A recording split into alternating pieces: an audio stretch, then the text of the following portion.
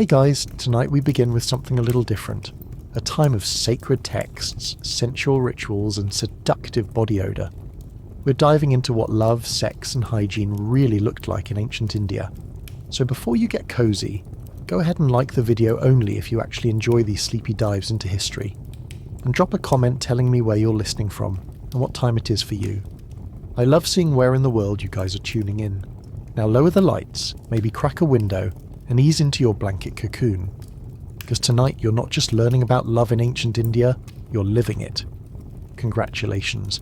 You've just been reborn sometime around 300 CE. The good news is, love is everywhere. The bad news is, so is the smell. You're lying on a cotton mat inside a sandstone courtyard as a priest chants something that sounds like a weather report sung in Sanskrit. The walls are lined with carved deities, some of whom are very clearly mid-romantic embrace. Incense smoke curls upward in lazy spirals, barely masking the scent of sweat, oil, and yesterday's ceremonial goat stew. You're here to learn the 64 arts of pleasure. Only no one warned you that many of them involve sniffing someone's armpit like it's a rare flower, or seducing someone by humming into their ear while your body is covered in saffron paste and cow ghee, and you haven't even had breakfast. Because in this world, smell is everything. Arousal isn't just visual, it's olfactory. Erotic attraction is considered a full-body, full-senses affair, and that means your scent isn't just noticed. It's judged, praised, and in some cases, worshipped. You sit up and someone immediately begins sprinkling crushed rose petals across your collarbone. Not for beauty, for musk absorption. You're then handed a bundle of herbs to chew, which stains your teeth red and makes your breath smell like spiced firewood. It's called betel, and it's one of the oldest breath fresheners in the world. It's also considered an aphrodisiac. Although to be fair, so is basically everything in ancient India. You're gently ushered toward the bathhouse. It's a stone room heated by clay fires, with shallow pools of scented water. A man is exfoliating his elbows with ground pearl dust. Another is applying a paste to his feet made from cow urine, camphor and turmeric. You try not to judge. Apparently it gives off a pleasingly sharp masculine aroma. You describe it more as fermented curry panic, but hey, cultural norms. You're washed, scraped, oiled and dabbed with perfume until you resemble a polished mango. One priest nods approvingly and declares you ready. Not for prayer, for flirting. This apparently is step one. Because in this society, romance is treated like a spiritual science. Every body part has its own smell, energy, and appropriate treatment. And the Kama Sutra, which isn't just a sex manual, but a philosophical guide to love and life, goes into remarkable detail about all of it. Want to be irresistible? You need to oil your eyebrows with castor sap, rub jasmine powder into your knees, and make sure your sweat smells like sacred smoke, not like rice vinegar. And if you think I'm joking, consider this. Certain aphrodisiacs were made by boiling herbs in milk and applying the mixture to the armpits, not drinking it, smearing it, on purpose, in summer. Now imagine doing that while wearing several layers of embroidered silk in 100-degree weather. You're not just wooing someone, you're marinating for them. Even furniture gets involved. Beds weren't just places to sleep, they were altars of seduction, sometimes perfumed with resin or garlanded with fresh blossoms. And not for show. People would literally lie on a mattress of flowers. Imagine sneezing halfway through a romantic moment because someone used too much pollen. By now, you've been oiled, flowered, incensed, and mildly burned by a steaming herbal compress someone accidentally sat on. And yet, you're still not fully ready. Because ancient Indian sex rituals weren't just about passion. They were also about timing, energy, and celestial math. Certain days were better for romance, certain positions were believed to balance your doshas, and if Mercury was in the wrong house, you might as well stay celibate until it passes, lest you upset the cosmic balance and end up with bad karma and athlete's foot. And just when you think you're catching on, someone hands you a tiny vial of tiger musk mixed with powdered shellac and honey, and says, with a straight face, "Apply behind the knees." You do it. Of course you do it. You're already slippery enough to slide down a marble hallway at this point. But it's not just about smell, it's about emotion, preparation, ritual, and vulnerability. Love, here, isn't something that just happens. It's cultivated, it's studied, it's practiced, which makes it awkward, fascinating, and at times, wildly impractical. Like the part where lovers were encouraged to write poetry on each other's chests, in saffron ink, and then read it out loud mid-foreplay. Try doing that in a modern relationship without someone calling for a wellness check, so here you are, reeking of sacred resins, slightly itchy from exotic bark powder, teeth red from chewing beetle, and about to whisper sensual rhymes into someone's ear, while a nearby statue of a four-armed deity judges your technique. Welcome to love in ancient India.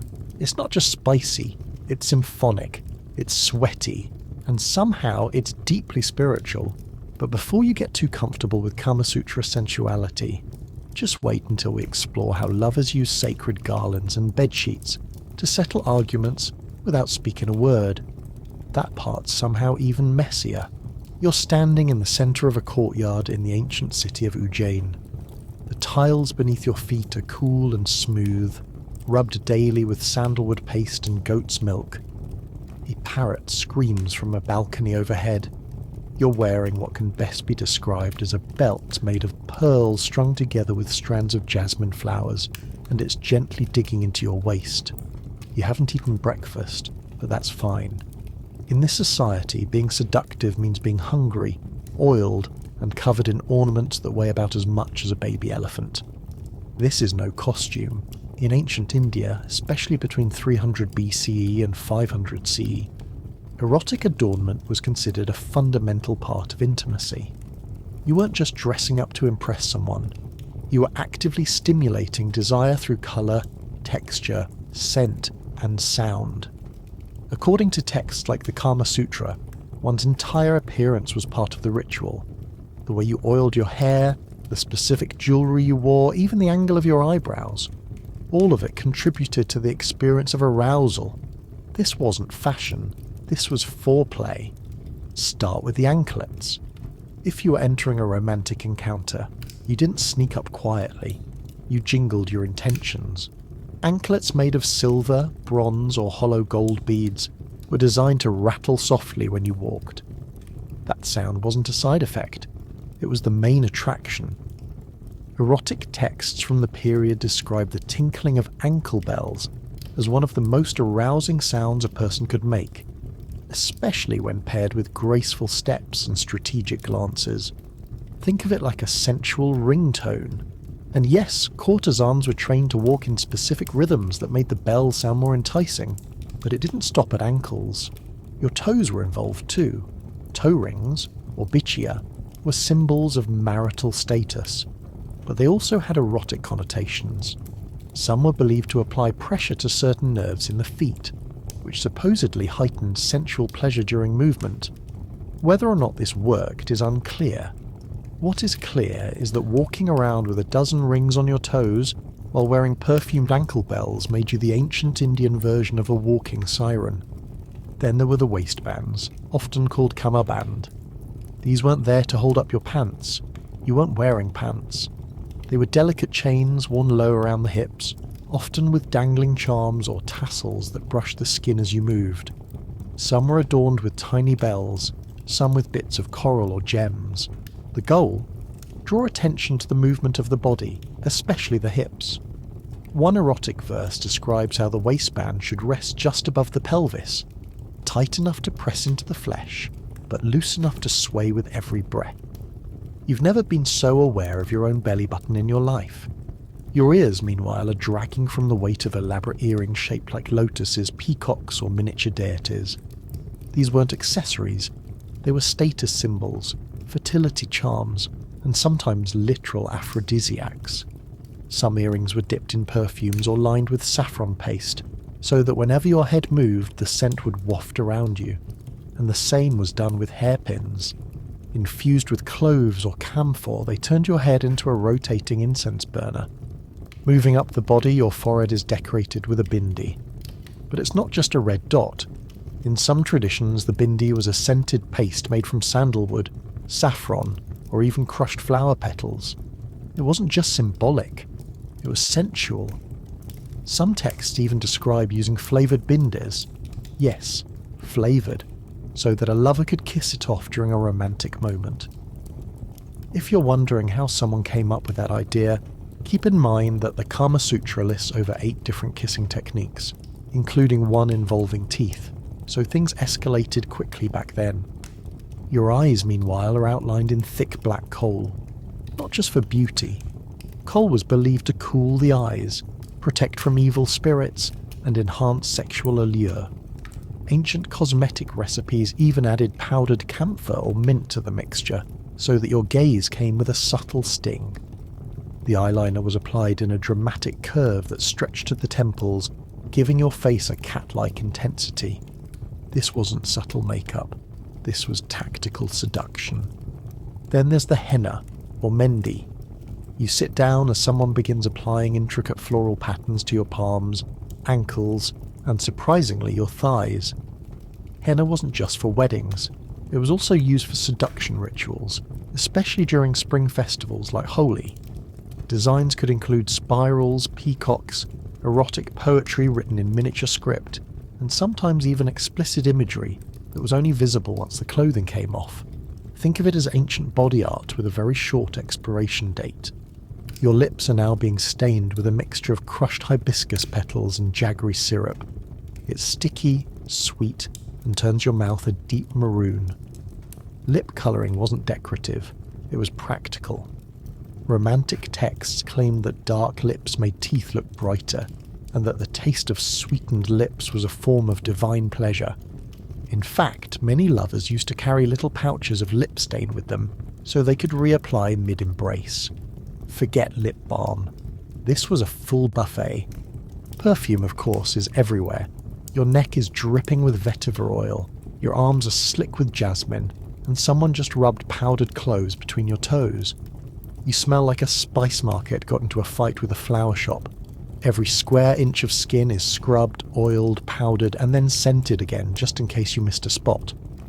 According to Ayurvedic texts, the body should smell inviting at all times, even during sleep, which is why certain lovers rubbed musk or camphor onto their bedsheets and pillows, so they'd exude sensual energy even while unconscious. And yet it all works together. The jewellery, the makeup, the henna, the perfume. It's not just a performance, it's a system, a ritualised framework of erotic identity. You're not just presenting yourself, you're activating every sense your partner has. Sight, sound, touch, taste, smell, all of it weaponised. And while you sit there, glittering like a jewelled deity, the realisation sets in. This wasn't a culture that hid intimacy. It celebrated it, crafted it, engineered it. From the curl of your hair to the colour of your toe ring, everything was part of the act. Everything was foreplay. But this culture didn't stop at bodies. In the next room, someone is preparing a tray of aphrodisiac desserts, including spiced honey balls, crushed date paste, and what appears to be syrup made from opium, rose petals, and crushed pearls. Apparently dessert was not just the final course, it was the beginning of something much more complicated. You can still taste the cardamom syrup on your lips when someone places a tray of sticky, glittering sweets into your lap and tells you to eat slowly. Not because it's polite, but because these confections aren't designed for dessert. They're designed to ignite your lower chakras, and they might contain enough powdered herbs to knock out a water buffalo. You've now entered the strange, delicious, and sometimes mildly dangerous world of aphrodisiacs in ancient India. Not just a dash of cinnamon in your tea, we're talking full-on herbal pharmacology blended with sacred science, erotic poetry, and the occasional side effect of uncontrollable sweating. This wasn't just food, it was chemistry, worship, and very enthusiastic snack time. You're seated under a carved wooden canopy, surrounded by flower garlands and distant flute music that's just soft enough to feel suspicious. A priest is chanting mantras while stirring something in a copper pot that smells like spiced butter and wood smoke. A silk-robed attendant fans you with peacock feathers, and someone else begins rubbing almond oil into your forearms as though your elbows are about to become erotically relevant. You don't know what's in these sweets, but your pulse has definitely increased. In ancient Indian love culture, food was foreplay, and the line between cooking and seduction was practically non-existent. Spices weren't just used for flavour, they were chosen for their arousing effects on the body, their symbolic meanings and their influence over the doshas or bodily energies. Certain ingredients heated the blood, others sharpened the mind, some apparently made your skin taste more appealing.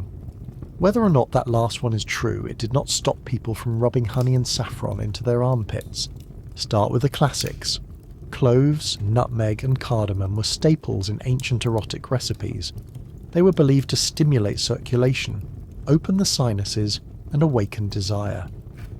One Ayurvedic text describes grinding them into warm milk, alongside powdered almonds and a hint of camphor.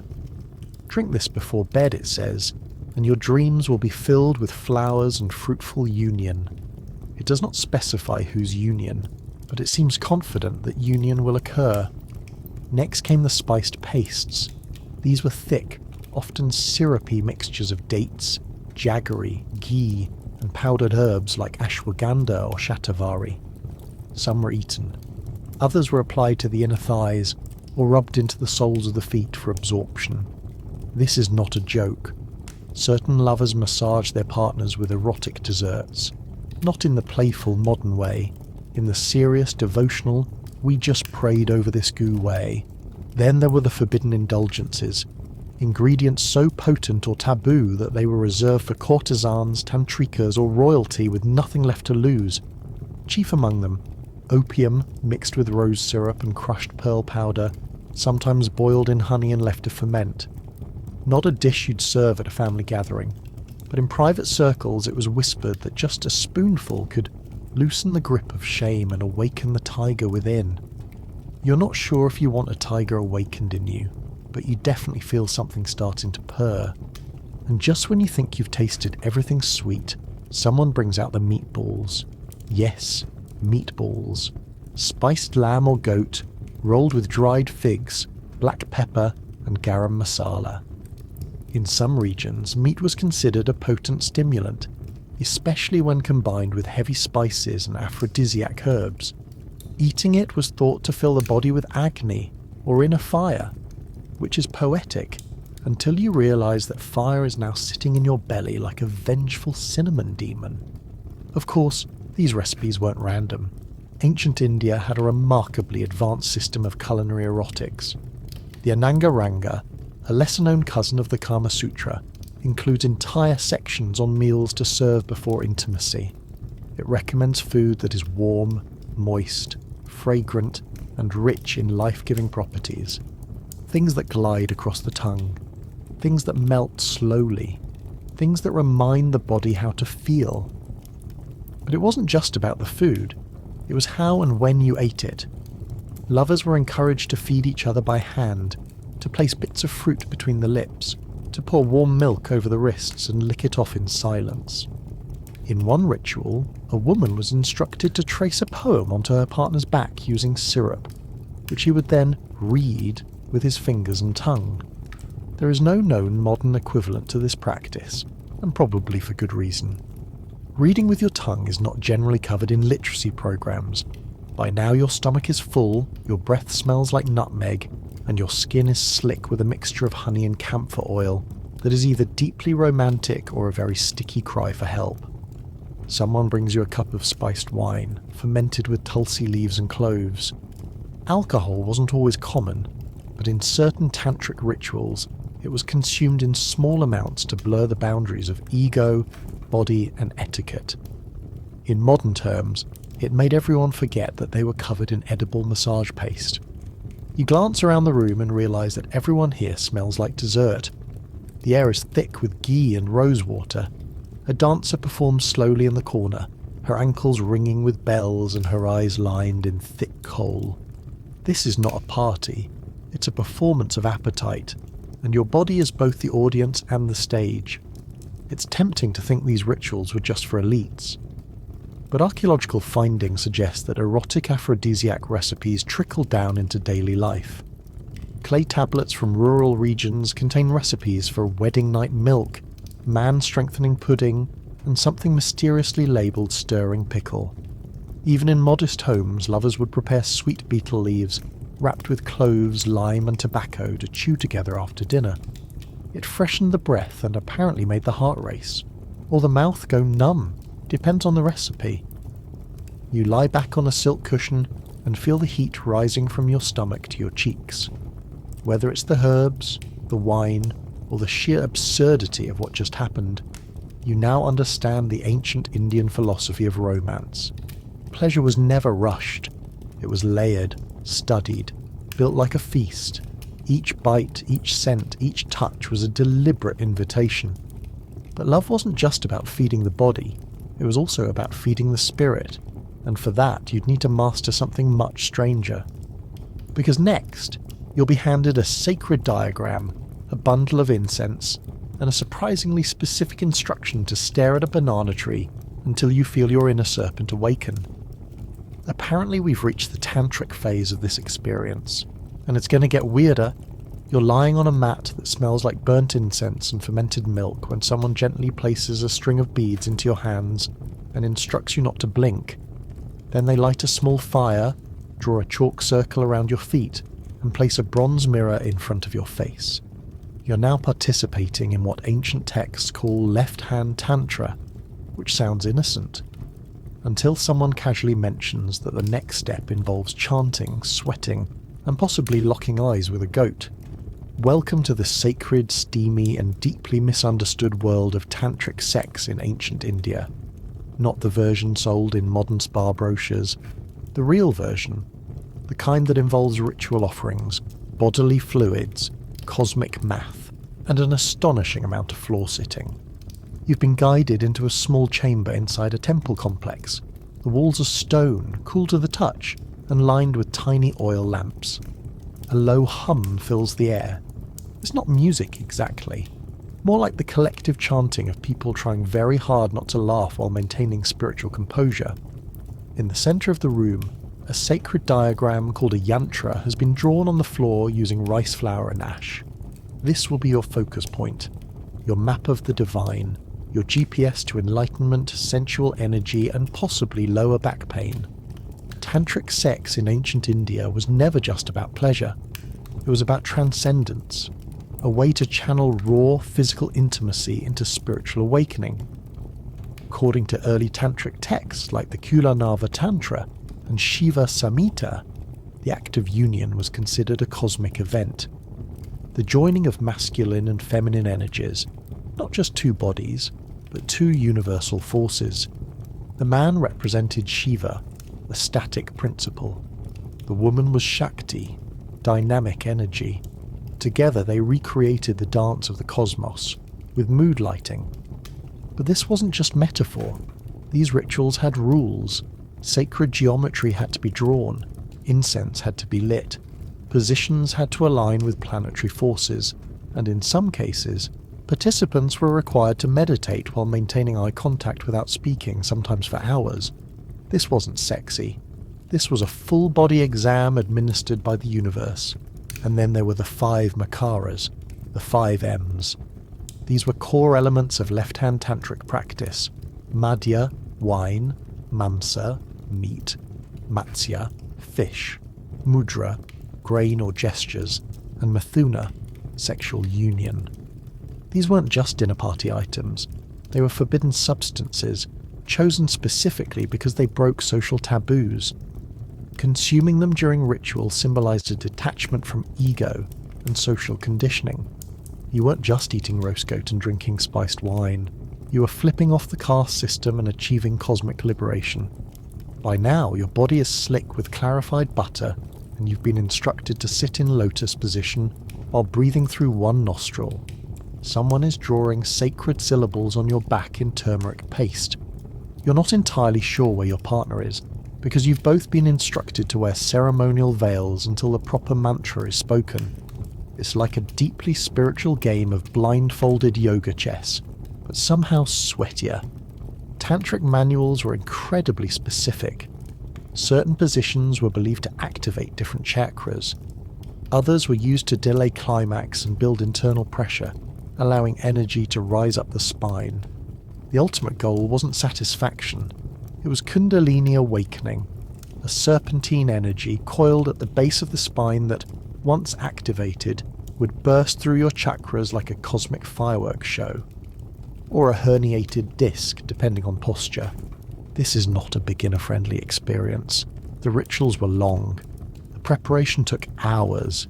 In some cases, couples were expected to abstain from speaking for an entire day beforehand, to build anticipation and mental clarity. You could not just stumble into this after a bowl of lentils and a nap. You needed intention, control, breath work, and the ability to ignore the fact that the floor was sticky from fermented flower juice. And it wasn't just physical. Visualization was key.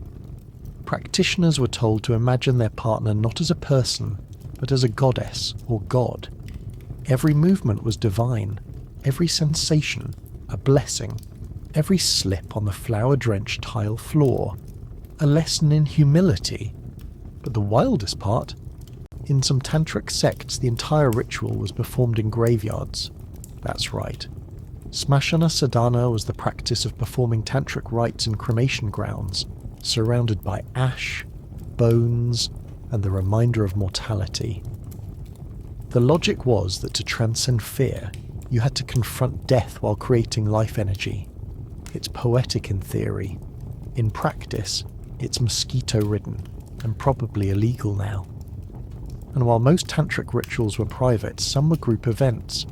Participants would gather in temples, surround themselves with ritual items, and perform synchronized breathing exercises, followed by slow, deliberate, sacred gestures, some of which involve sharing food, drinking wine from the same cup, or offering symbolic fluids into the central fire. These ceremonies blurred the lines between intimacy and public performance in a way that would absolutely terrify any modern couple with a shared Netflix account. You lie back staring at the ceiling. Someone begins ringing a small bell near your head. A monk is fanning smoke over your feet. The air smells like cardamom, clarified butter, and burnt sage. Your partner, still veiled, reaches for your hand and begins reciting a mantra that you're supposed to repeat. You do your best. The syllables sound like instructions for summoning a minor forest deity.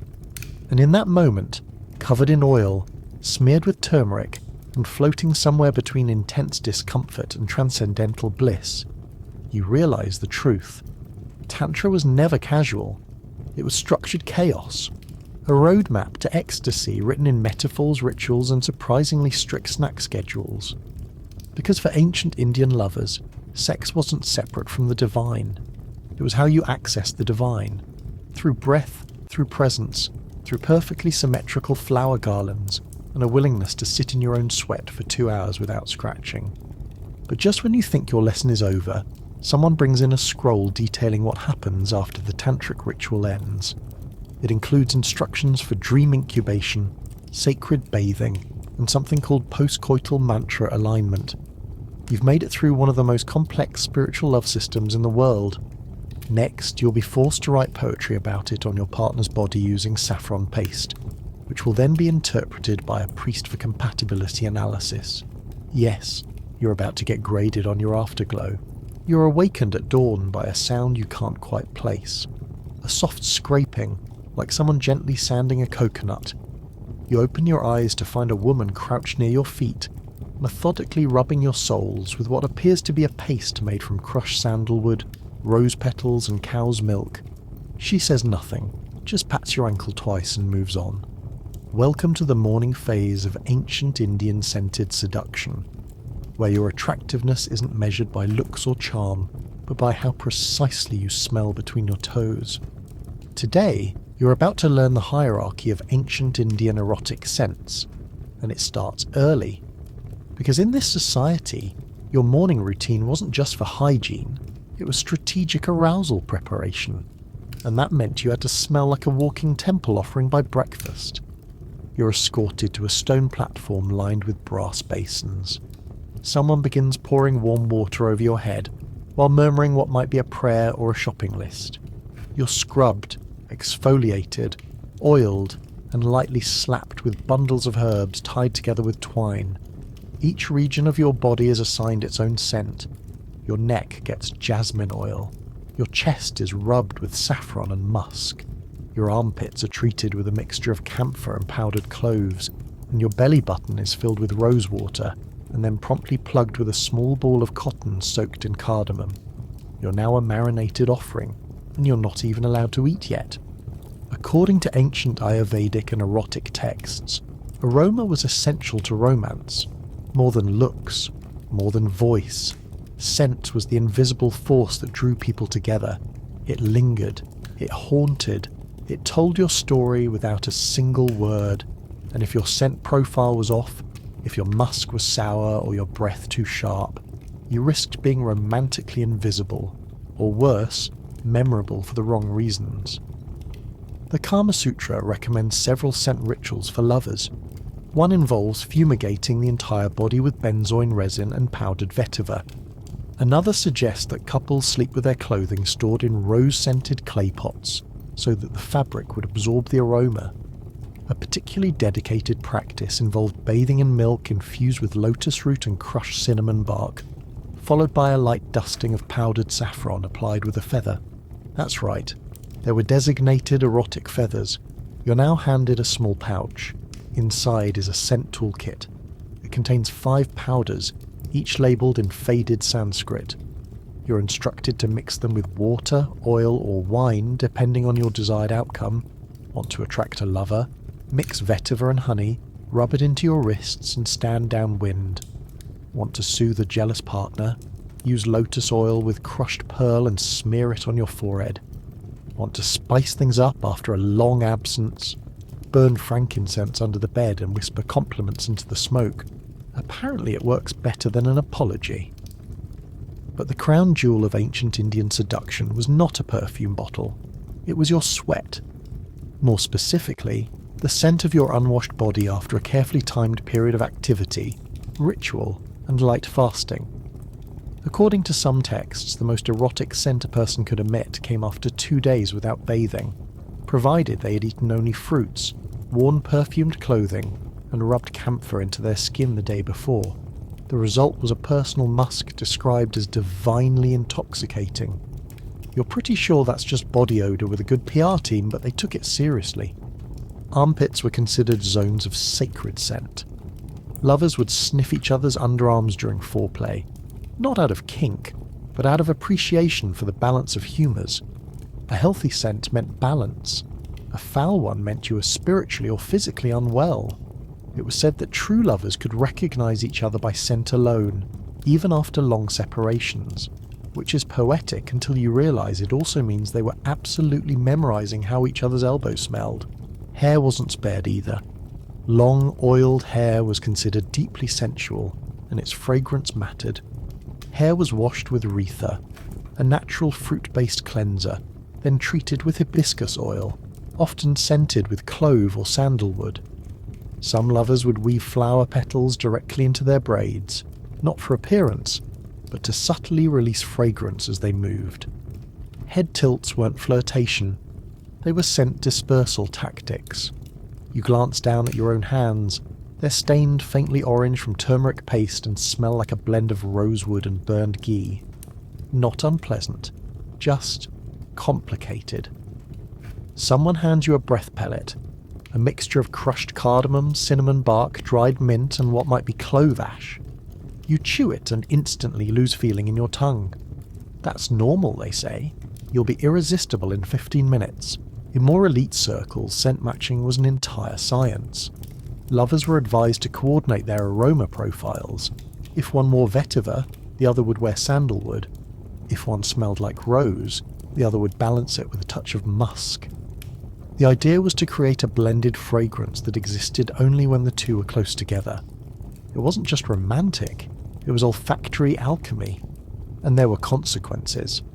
If a lover smelled of the wrong thing, say smoke, mildew, or another person, it was considered a major betrayal. Some women were known to test their partner's loyalty by smelling their clothing.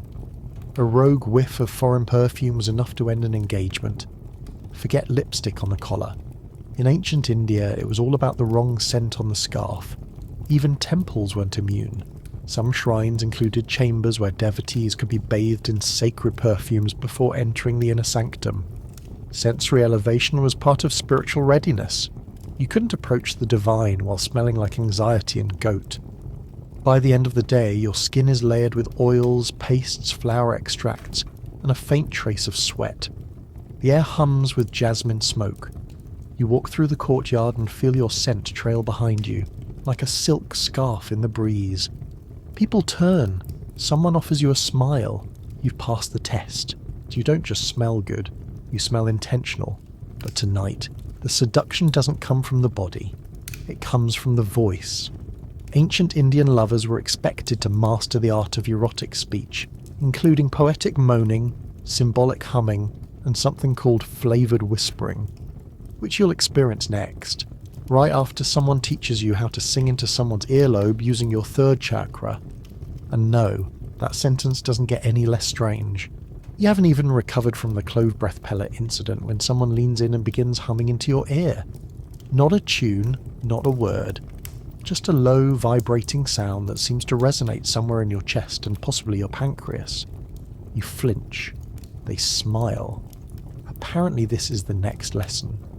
Because in ancient India, sound was sex, and the ability to seduce someone with your voice was considered just as important as how you smelled, how you looked, or how recently you'd bathed in almond milk. You're seated now in a dimly lit hall with latticed windows, draped in fabrics dyed with turmeric and madder root. Around you, other participants are seated cross-legged, holding small mirrors and occasionally clearing their throats with the reverence of monks preparing for a hymn. At the centre, a teacher begins chanting, not a prayer, but a rhythmic sequence of syllables so intentionally breathy that it makes your spine tingle in a way that feels mildly inappropriate. You're here to learn the erotic techniques of voice and breath, and it turns out there's a syllabus. According to texts like the Kama Sutra, Ananga Ranga, and several lesser-known poetic treatises, lovers in ancient India were taught to seduce using vocal energy. This included specific tones, volumes, pacing, and even breathing patterns that could be used to arouse, comfort, or provoke jealousy. The idea was that your voice wasn't just a tool for communication, it was a vibrational offering, a spell, a caress, and sometimes a very awkward opera. There were three core elements: the voice, the breath, and the utterance. The voice had to be low, smooth, and melodic, not strained, nasal, or high-pitched. The breath had to be warm and aromatic, preferably after chewing betel or fennel seed. And the utterance, well, that was where things got strange, because the words didn't always matter. What mattered was how you delivered them. Let's begin with vocal flirting. Ancient Indian lovers used to rehearse sweet nothings the way modern actors rehearse monologues. They practiced intonation patterns designed to excite the listener's imagination. Compliments weren't barked or whispered. They were chanted softly with pauses, allowing the listener's skin to do most of the hearing. In some cases, it was customary to recite erotic poetry directly into the partner's earlobe, using circular breath to maintain a continuous stream of warm air. You're now practicing this by exhaling through one nostril while shaping your mouth into a half smile. You sound like a haunted conch shell. The instructor nods approvingly. Apparently you're making excellent progress toward arousing someone's spiritual awareness through tone modulation. But voice alone wasn't enough. There was also symbolic moaning. Yes, it had a name. Some Tantric texts refer to it as ragagana, the musical expression of arousal. This involved controlled vocalizations during moments of intimacy, intended not to reflect pleasure, but to create it. You weren't reacting. You were performing. A sensual duet designed to harmonize two energies in melodic rhythm. Think Bollywood soundtrack meets winded yoga instructor, and you're halfway there. In more elaborate traditions, couples would actually compose short melodic phrases for each other and sing them before, during, or after intimacy. These weren't ballads. These were micro-compositions, often using just 3 or 4 notes, sometimes inspired by classical ragas. The goal was to capture the emotional state of desire in musical form. One 11th century treatise even outlines which scales should be used during monsoon season for optimal romantic impact. Romance, but with homework. Breath was the final element. Breath control wasn't just for meditation, it was part of the seductive arsenal. Certain breathing patterns were designed to increase arousal by oxygenating the blood, heating the body, and making the chest rise in visually pleasing ways. Partners would sometimes breathe in unison, facing each other, palms pressed together, eyes locked. This practice, called pranayamic mirroring, was believed to synchronize energies and prepare the body for union. You're told to do this now with your practice partner, who immediately begins exhaling into your left eyebrow with such force that your eyelashes flutter like flags in a wind tunnel. You blink, they nod. You're both now in energetic harmony, which mostly feels like someone sneezed near you on purpose. But breath wasn't always serious. In more playful rituals, lovers would exchange breath by passing scented air between their mouths, sometimes through hollow reeds or conch shells. This was known as scented whispering, and it could be used to pass compliments, poems, or secret mantras from one mouth to another. Some texts recommended adding powdered saffron to the reed so the breath would arrive tinged with flavour. Others warned against speaking too loudly, lest you shake the petals of the heart before they open. You glance around the room and realise that everyone here is making sensual dolphin noises into small clay flutes. Someone next to you sneezes mid-hum and briefly achieves enlightenment. You're not sure what's more absurd, the ceremony or the fact that it's somehow working. Because beneath the oddness lies a truth. In ancient India, seduction was never surface level. It was about immersing the senses, and that included hearing. A voice could be more powerful than a touch, a breath more intimate than a kiss, and a whispered verse, spoken just above the collarbone, more enduring than any physical embrace. As the ritual ends, you're given one final task. Compose a 3-line erotic chant and deliver it without words, just sound. You hum it low in your throat, then exhale slowly across your partner's cheek. They close their eyes. Somewhere a flower blooms dramatically for no reason. But before you get too comfortable in your newfound mastery of sensual acoustics, you're handed a new scroll. It's covered in diagrams of erotic furniture, including the sacred flower bed, the swaying swing of bliss, and something that looks suspiciously like a hammock designed by an engineer with a vendetta against spines. Apparently you're about to learn how interior design could enhance your love life. And yes, there will be cushions involved. You're sitting on a cushion so soft it might be made of cloud fragments and crushed lotus petals. It smells faintly of ghee and mildew, and it squeaks suspiciously every time you shift. Someone nearby is tying a garland to a wooden post, and another is fanning a rug embroidered with intimate poetry you can't quite read. You're not at a spa, you're in a ritual bedroom, and everything around you, from the shape of the bed to the material of the ceiling, is designed to optimize sacred intimacy. Ancient India didn't just romanticize bodies, it romanticized rooms. The setting of love was as important as the act itself, which is how you find yourself in a structure where the floor plan is technically erotic literature. The Kama Sutra and other classical texts like the Manasolasa or Samarangana Sutradhara describe architectural principles for designing bedrooms that stimulate the senses, promote harmony, and occasionally prevent embarrassing injuries during more ambitious acts. Let's start with the bed. This isn't just a platform for sleep, it's an altar. It has a name, a personality, and a care routine that's more complicated than most houseplants. The ideal bed is made of teak or sandalwood, layered with soft padding, and covered in silk or cotton dyed with turmeric, indigo, or crushed beetle resin for that deep crimson finish. Its legs are curved to symbolize the lotus bloom. Its frame is lightly perfumed with incense smoke each morning, and once a week it is blessed with flower petals soaked in rose water and saffron milk, in a ceremony that is part cleaning and part seductive devotional. The height of the bed mattered too. A bed that sat too low was considered lazy.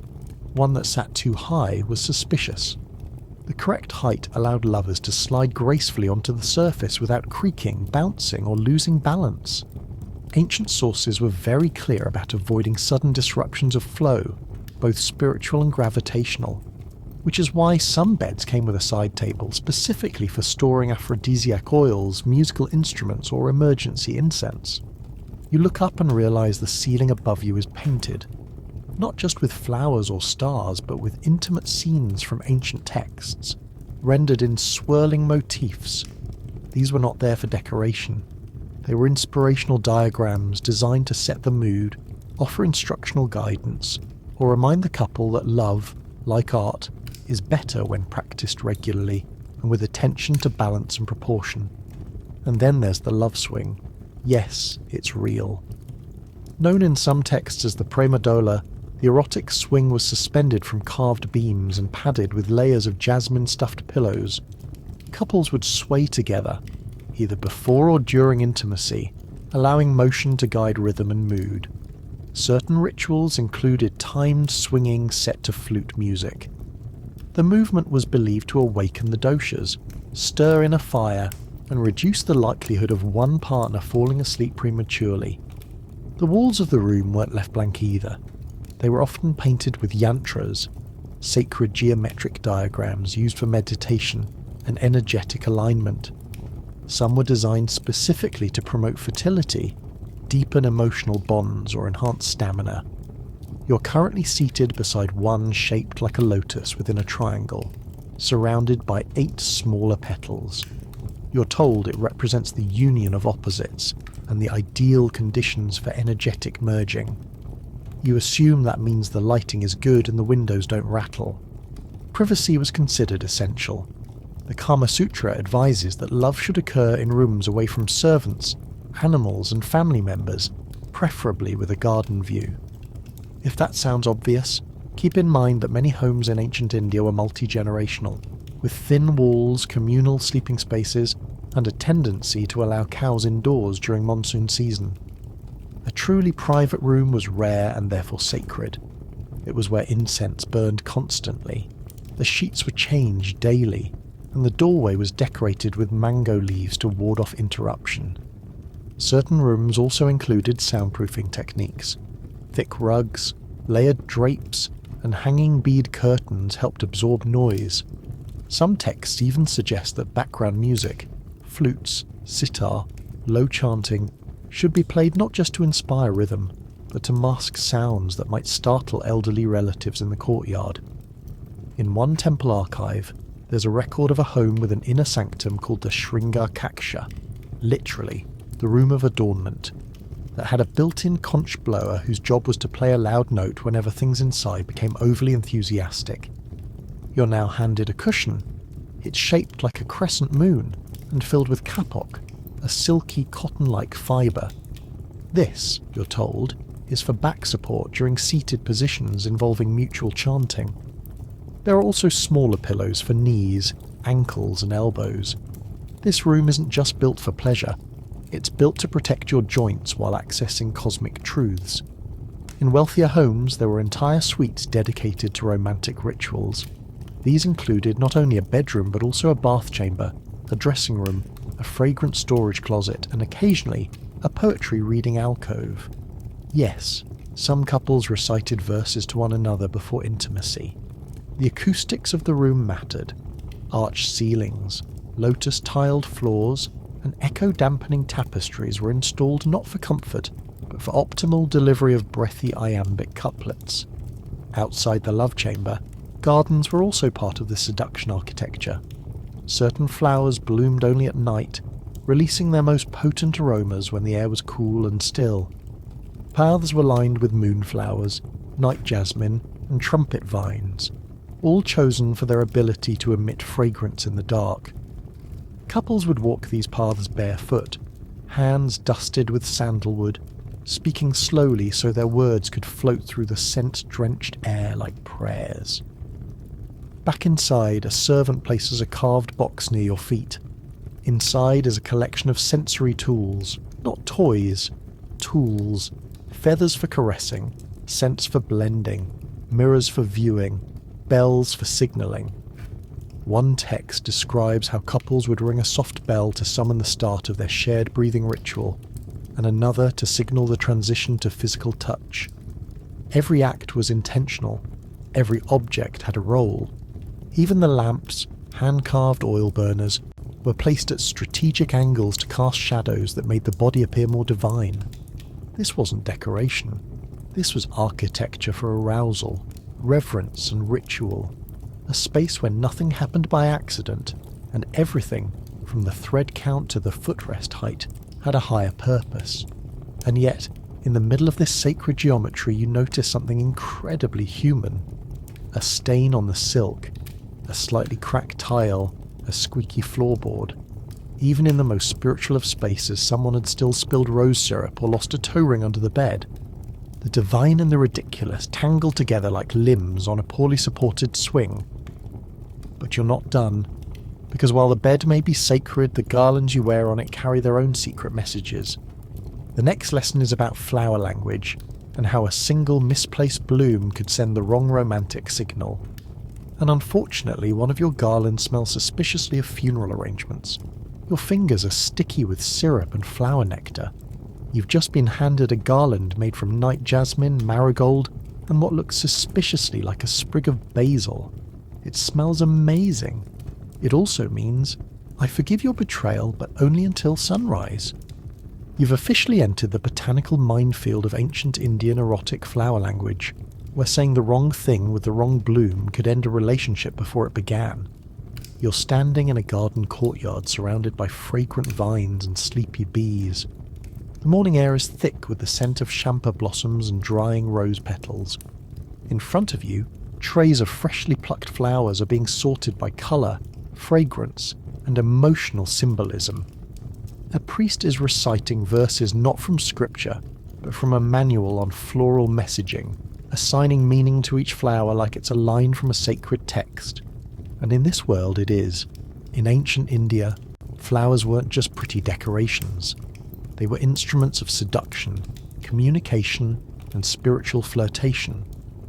Entire passages of the Kama Sutra and works like the Bhagavata Purana describe how lovers used floral arrangements to express desire, apology, anticipation, or even subtle rejection. You didn't just wear a garland, you composed it, carefully, like a sentence, with petals. Start with the basics. Jasmine signalled innocence and invitation. Marigolds hinted at emotional warmth and sensual readiness. Red hibiscus was a direct declaration of lust. White lotuses implied devotion, and frangipani, if you were brave enough to wear it, announced that you had no shame, high expectations, and an available evening. These messages weren't universal. They varied slightly by region, occasion, and how recently someone had their heart broken. Garlands were worn on the head, around the neck, across the hips, and even wrapped around the wrist like a scented bracelet. Placement mattered. A garland around the neck meant you were open to connection. Draped loosely across one shoulder, you were considering an invitation. If it hung low on both sides, you were actively seeking company, and if it was deliberately short and tightly woven, it suggested commitment, possessiveness, or recent arguments.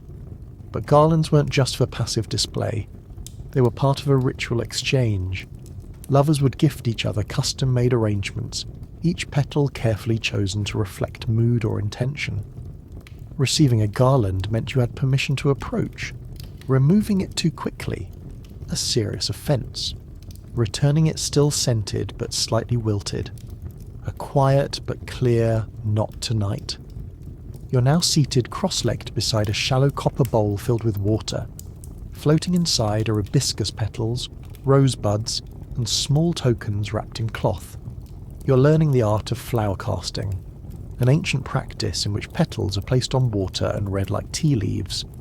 The direction they float, the speed they sink, and the way they clump together all carry meaning.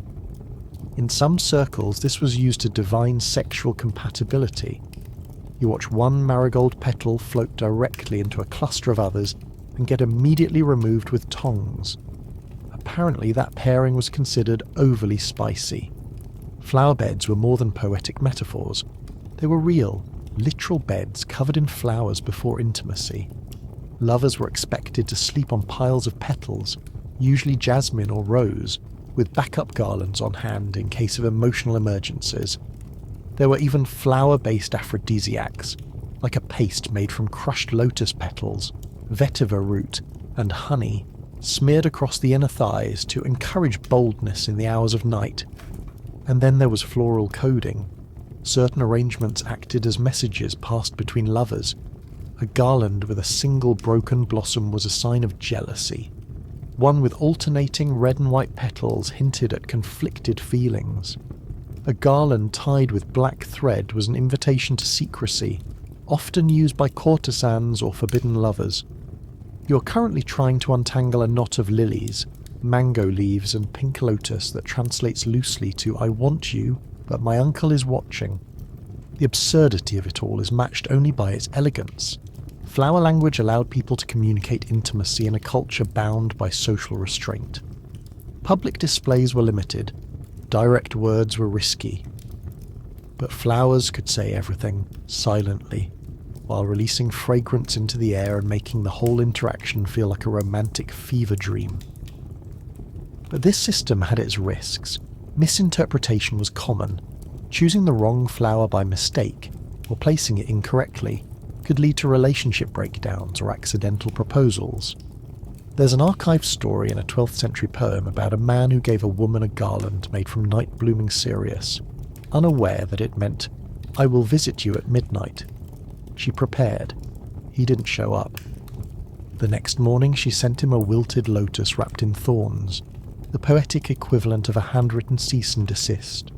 You now have flower paste on your hands, pollen on your arms, and a small garland looped around your neck that smells like tuberose and anxiety.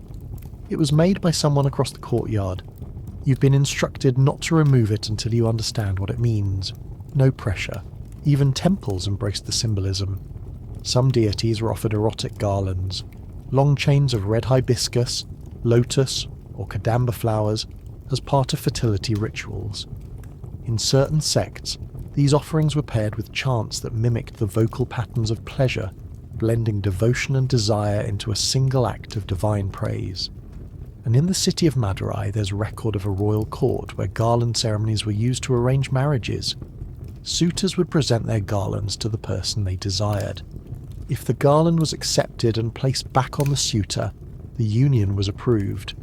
If the garland was dropped, stepped on, or set on fire, the answer was less encouraging.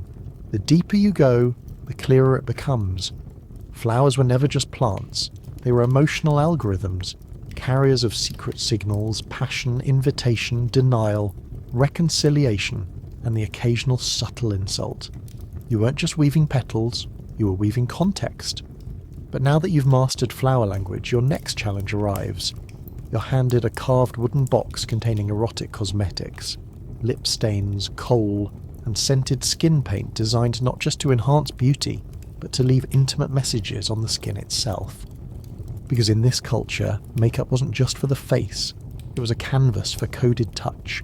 You're sitting cross-legged on a bamboo mat while someone begins applying pigment to your thigh using what appears to be a squirrel hairbrush and the steady hand of a calligrapher.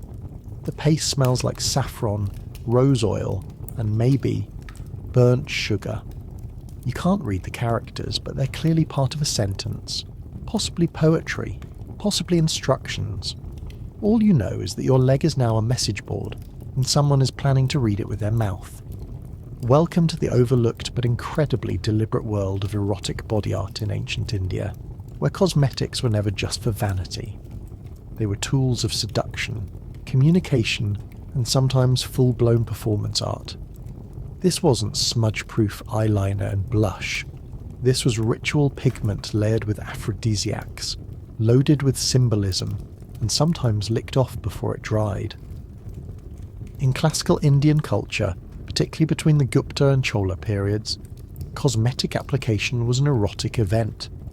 Not something you did in 5 minutes before leaving the house, but something a partner might spend hours participating in. The body was considered a sacred surface.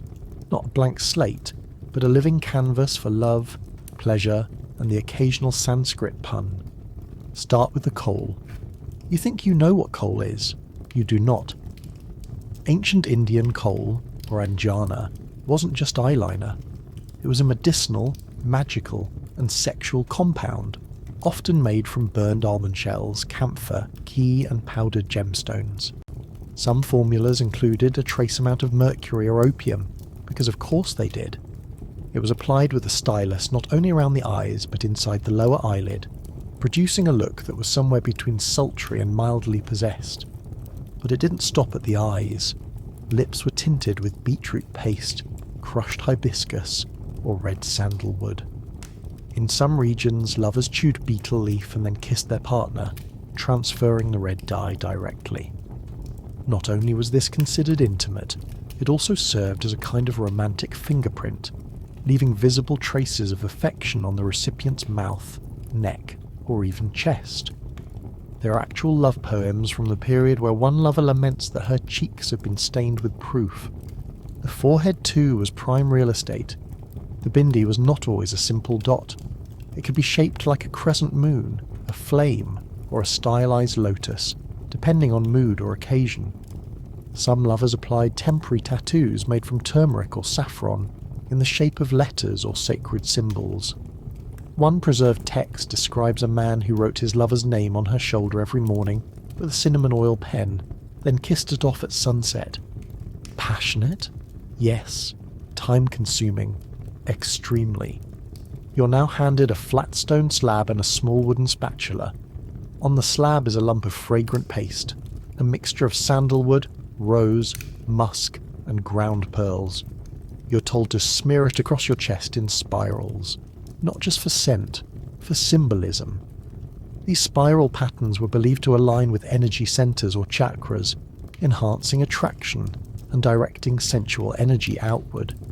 You do your best, though your spirals look less like mystical symbols and more like snack food mascots. Then comes the writing.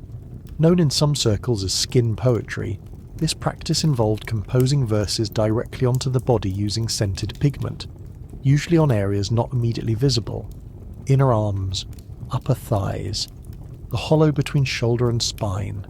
Lovers would read these messages by candlelight, sometimes aloud, sometimes silently, and sometimes with the tip of the nose. It was considered an act of both reading and consuming, a kind of intimate literacy where understanding required closeness. Some formulas for body paint were designed to melt slowly at body temperature.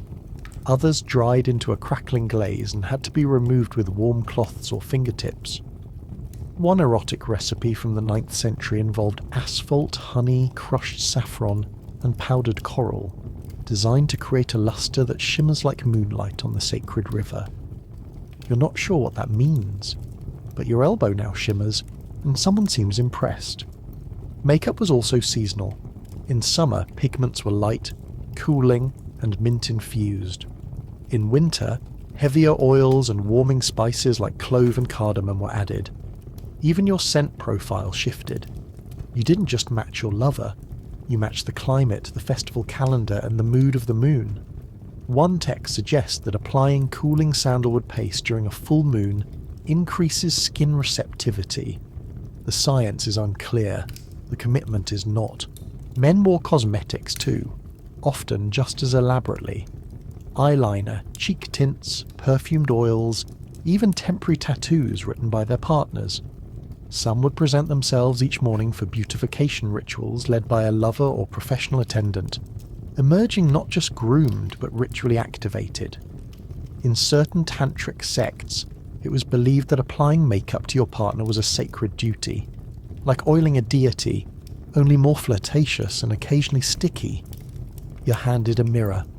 Your face glows faintly orange from turmeric highlights, your eyelids shimmer from mica dust, and your lips taste like tamarind. Someone draws a symbol on your shoulder using rose-scented ink and whispers a verse you can't translate. It rhymes. You can feel that much. And beneath all the ritual, the precision, the layers of fragrant wax and symbolism, something is very clear. These weren't just decorations, they were invitations.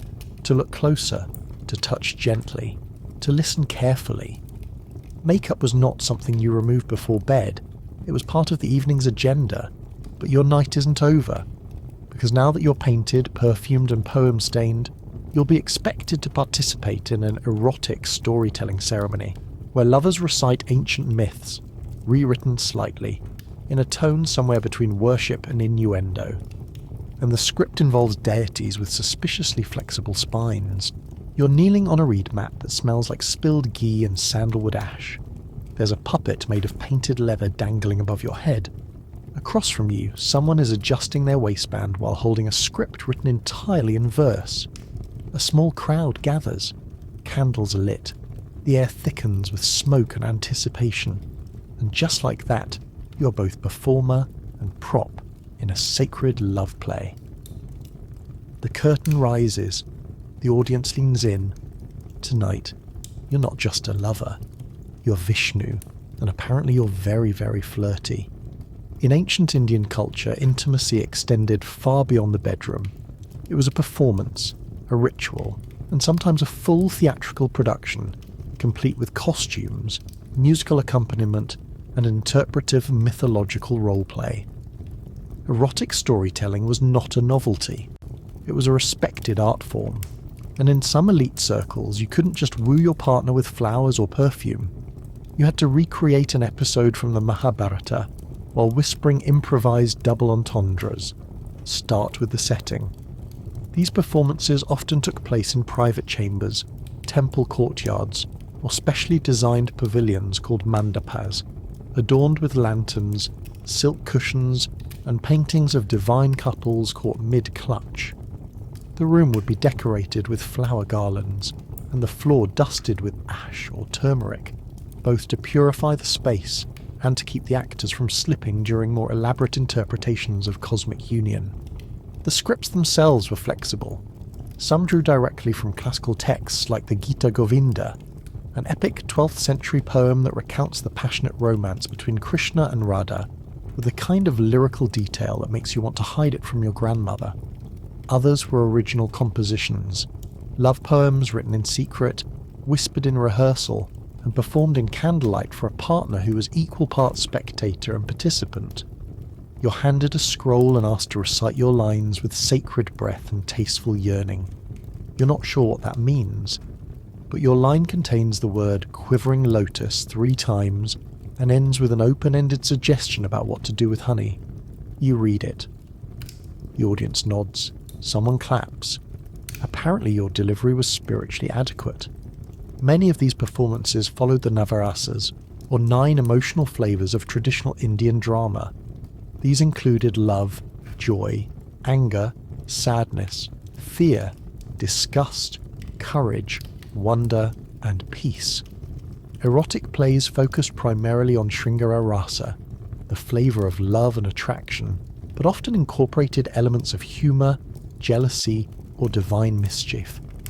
In one recorded performance, a couple played out the tale of Shiva and Parvati as a flirtatious debate over who had the better hair, ending in mutual oiling and shared mango slices.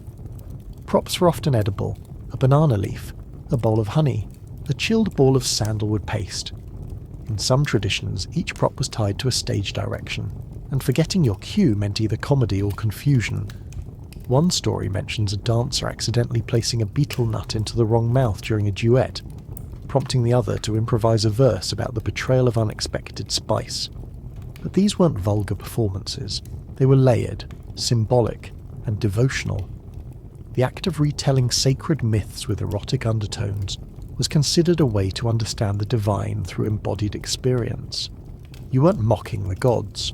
You were channeling them, hoping to access the kind of desire that creates worlds, shapes, rivers, and makes mountains blush. Many of these plays included non-verbal sequences, known as abhinaya. Using subtle eye movements, facial expressions, and hand gestures, performers could communicate entire narratives of longing, rejection, reunion, and bliss. One raised eyebrow could mean, "I crave you." A flick of the wrist might signal, "Not tonight, I have a spiritual headache." Watching trained lovers perform abhinaya was said to be as emotionally stirring as actual intimacy, though significantly less sweaty. In elite households, these performances were supported by musicians playing classical ragas. The music wasn't random.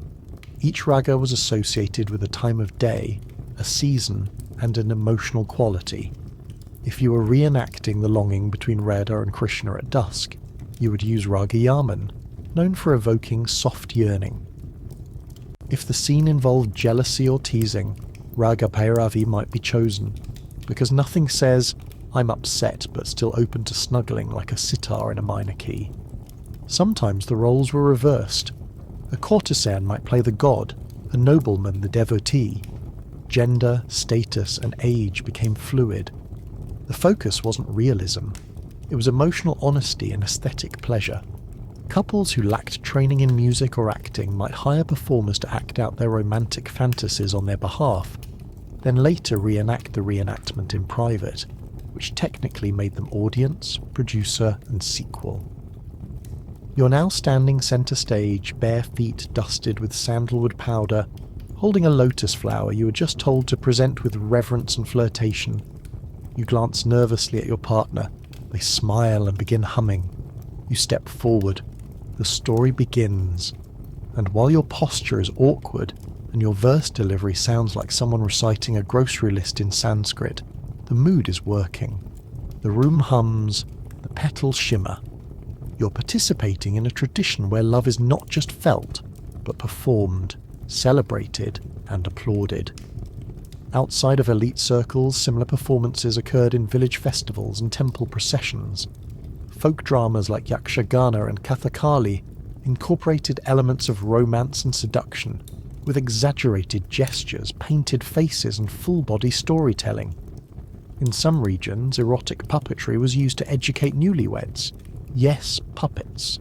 With jointed limbs, beaded costumes, and surprisingly explicit metaphors involving elephants. Even religious processions weren't exempt. In certain festivals, deities were paraded through the streets in floral palanquins, surrounded by music, chanting, and recited poetry that blurred the line between devotion and desire. The gods were lovers, their temples were bedrooms, their stories, invitations, and in private homes, lovers continued the ritual. A verse by candlelight, a dramatic reenactment of a mythic union, a whispered pun disguised as worship. Intimacy wasn't hidden, it was narrated, with rhythm, rhyme, symbolism, and props. Possibly too many props.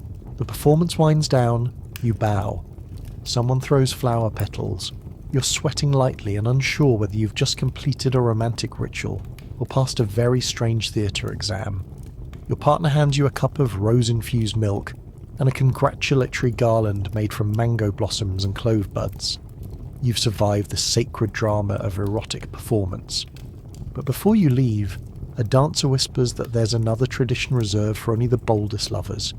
A private ritual where intimacy is measured in silence and lovers must communicate entirely through touch. No words, no chants, no scripts. Just gesture, breath, and the pressure of a single fingertip. And yes, there's a scroll that explains all the rules. Your lips are still tingling from rose petal milk when you're ushered into a smaller, darker room. No music, no garlands, no dramatic monologues about deities and heat. Just soft fabric underfoot, and an awkwardly large copper bowl of scented oil placed beside a stool you're told not to sit on unless invited. You're entering the quietest phase of ancient Indian romance.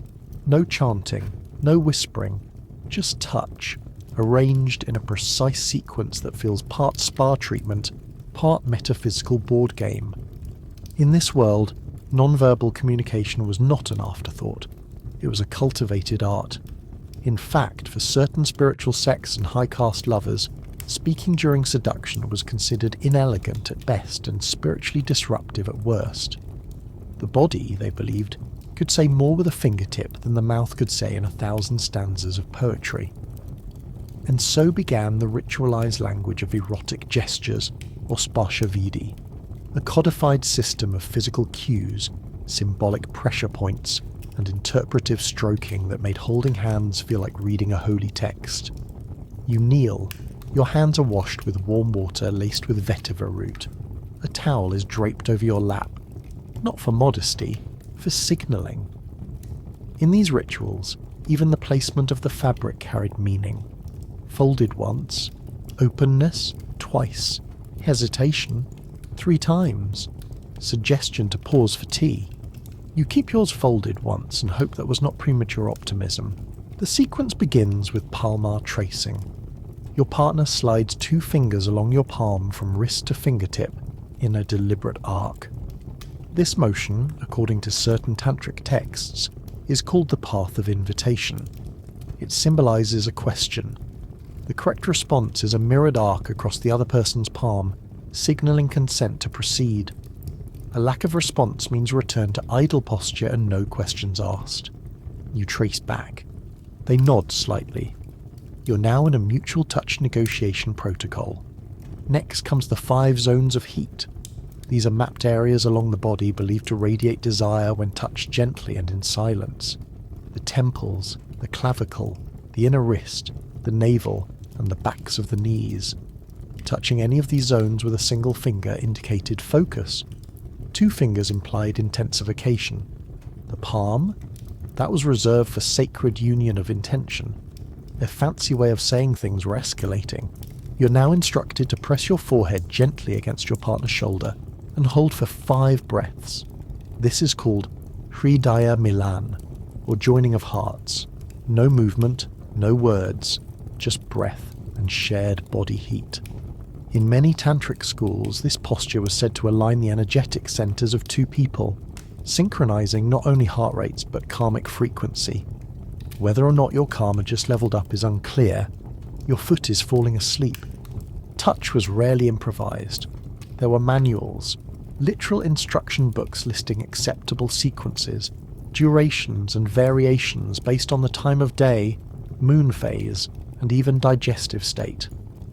One preserved text from the 10th century outlines 27 distinct finger gestures used during romantic rituals, each with a name, symbolic function, an illustrated diagram that looks suspiciously like it came from an early massage therapy course with aggressive opinions about thumb position. Some gestures mimicked natural phenomena. A circular stroke around the navel represented moonlight. A soft brush across the spine symbolized falling rain. Even blinking had meaning. A rapid flutter of lashes indicated rising desire. A slow, deliberate blink suggested gratitude. Averted eyes combined with a press to the left knee. Disappointment, but polite. You're now attempting the spiral of Shakti, which involves drawing 3 clockwise circles with your fingertip along your partner's back while exhaling slowly through your nose. This is supposed to stimulate the Kundalini energy, the metaphorical serpent coiled at the base of the spine. Your circles are a bit wobbly. Your breath sounds like a distressed bellows. Your partner smiles faintly. You're told this means they accept your imperfection. In more advanced rituals, couples practice mirror touch, a method where every contact must be echoed in perfect timing and pressure. This exercise was used to train lovers in empathic synchronization, allowing them to anticipate each other's needs through sensation alone. It was also used in philosophical schools to teach students about the illusion of self, though some scholars noted it occasionally caused more confusion than enlightenment when done after meals. There were also restorative touch practices, performed after arguments, illness, or extended absence. Known as samyama sparsha, these involved slow, symmetrical contact along the forearms, spine and legs, while seated facing each other, knees touching. No oil, no scent, just the quiet hum of skin remembering how to trust. Some traditions required participants to sit in silence for an entire hour after the ritual, allowing the body to integrate the message. You're now aware that your thighs are numb. Even erotic play could be non-verbal. One courtly ritual involved lovers blindfolding each other and identifying objects of desire through touch alone. A necklace, a fruit, a poem etched into clay.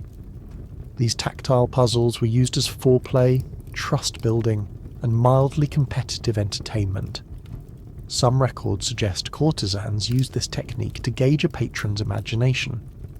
One scroll tells the story of a nobleman who mistook a banana leaf for a love letter and was gently told to reflect on his emotional literacy. Physical boundaries were strictly observed. Certain gestures were considered too intimate for casual use, such as tracing the lines of someone's palm or brushing oil behind the ear. These were reserved for long-term unions, engagements, or post-festival indulgences. Violating this etiquette was akin to declaring romantic bankruptcy. In some regions, people who skipped the proper touch sequence were rumoured to cause spiritual indigestion. Not physical, spiritual. Your partner ends the sequence by pressing both palms to your chest and holding still. This is the seal of serenity, the final touch in the silent ritual. You're now expected to remain quiet for the remainder of the evening, letting the body remember what the mind might forget. You nod. You feel warm, slightly confused, also hungry. But as you stand to leave, another scroll is handed to you. This one contains instructions for a sensory fasting ceremony, where lovers avoid visual and tactile stimuli for 24 hours before meeting in darkness, relying only on smell and sound to find one another in a perfumed chamber. Apparently you're not allowed to look, touch, or speak, and you will be judged entirely by your scent trail. You're standing barefoot in a room with no windows, no sound, and absolutely no permission to open your eyes. Your hands are folded, your breath is steady. Somewhere in the distance, a conch horn blows once softly. This is your only signal. You've now entered one of the most private and peculiar chambers of ancient Indian intimacy. A ritual where looking, touching, and speaking are forbidden, and the only tools you have left are your nose, your breath, and the slowly building anxiety of waiting in complete darkness while wearing too much sandalwood oil. This was not a punishment. It was considered a path to higher passion, a practice known as sensory restraint seduction, or Indriya Nirodha Shringara, a tradition where lovers withdrew from all visual and tactile contact for up to 24 hours before a romantic encounter. No glances, no brushing hands, no suggestive gestures across the rice platter, just pure restraint, followed by a final test. Finding one another in a scented chamber by smell alone. This method was rooted in both Ayurvedic and Tantric ideologies. According to ancient scholars, the more senses you restrict, the stronger the remaining ones become, and the more deeply you could connect with your partner's true essence. Touch was easy. Scent required memory. Voice was distracting. Stillness created space for longing. Hunger made the body alert. The whole thing was engineered to make one single inhale feel more intimate than an entire weekend of light petting. You're now seated cross-legged in the dark, wrapped in freshly oiled fabric, holding a single strand of jasmine between your fingers. This is your anchor scent, a symbolic tether to your own identity. Your partner, in another room, is doing the same. Later, you will enter the chamber together, silently, blindfolded, and attempt to find one another through air currents and pheromonal navigation. It's not quite romantic. It's more like a sensual treasure hunt inside a sauna. The chamber itself is prepared with almost religious precision. The floor is carpeted in flower petals, crushed daily to release aroma. The air is steeped in vaporized vetiver, cardamom and camphor, all chosen not just for scent but for how they interact with skin chemistry. Certain lovers were believed to release specific emotional notes when combined with particular oils. A mix of clove and rose might suggest affection. A whiff of mustard oil could indicate unresolved tension. The nose became a diagnostic tool, a translator of feeling, a form of intimacy so subtle that even perfume had subtext. Some texts refer to this as the rite of aromatic recognition, a tradition thought to originate from temple practices where priests trained to identify different incense blends while blindfolded. This technique migrated from ritual to romance, eventually becoming a prelude to union for elite couples who believed their bond was best measured in breath and patience. You're now guided forward by a soft tug on your wristcloth. The ritual has begun. You and your partner enter the space silently, masked, bare-skinned except for strategically draped garlands and layers of perfumed powder that feel increasingly irrelevant the longer you spend sweating in them. Every step must be measured. The room has no furniture, only hanging ropes soaked in scented oils, which you're told not to touch. They're there to confuse the nose. It's all part of the challenge. Some traditions required lovers to complete a full circuit of the chamber, breathing deeply at each quadrant to sense whether their partner had passed through. This created a scent trail, like perfume breadcrumbs in a forest of fermented flowers. If you picked up a trail, you followed it. If not, you waited, crouched in stillness until the air changed. One text describes this as the dance of longing made invisible, which sounds poetic until you remember both of you are slightly dizzy from camphor fog and possibly crawling in the same direction. This wasn't just a spiritual practice, it was a method of erotic mapping. Some rituals included a final test. Once the lovers found each other, they were to spend the next few minutes identifying parts of the body by smell alone, assigning them emotional names. The crook of the elbow might be tenderness, the nape of the neck, fire, the left shoulder, doubt. It was part metaphor, part awkward game, part nasal memory exercise. The goal was not climax. The goal was sensory intimacy so complete that scent replaced sight. You've now found your partner, you think. A hand brushes yours, you lean in, you breathe. The scent is familiar, layered, complex. Vetiver, jasmine, traces of almond oil, a flicker of camphor behind the ear. You pause. Is that cinnamon? You recognize it. It's her, or at least her wrist. You press your forehead gently to the shoulder in front of you and wait. If they respond with a mirrored gesture, the bond is confirmed. If not, you've possibly just sniffed a servant. Ancient texts do not mention what happens if you choose wrong. One can only assume it leads to polite apologies and a reapplication of incense. Once the connection is made, you're instructed to sit facing each other without touching, breathing in tandem for 21 full inhales. This synchronizes not just your bodies, but your internal rhythms, making the eventual return to touch feel exponentially more intimate. Lovers who mastered this practice were said to achieve higher levels of pre-touch arousal, where even the anticipation of contact could trigger full-body response. In modern terms, it was the slowest, sweatiest, most fragrant foreplay known to humanity. After the ritual, lovers were often bathed separately in water, infused with the partner's chosen scent, then led back into a dim room where silence continued for the duration of the encounter.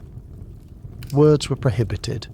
Communication occurred through breath, subtle shifts of weight, and occasionally coded foot taps, like a romantic form of Morse code under a silk sheet. Even the Kama Sutra nods to these methods, advising that, in silence, one knows the other best. Later texts expand on this, suggesting that a night without words can deepen emotional bond more than hours of speech. Of course, not everyone was a fan.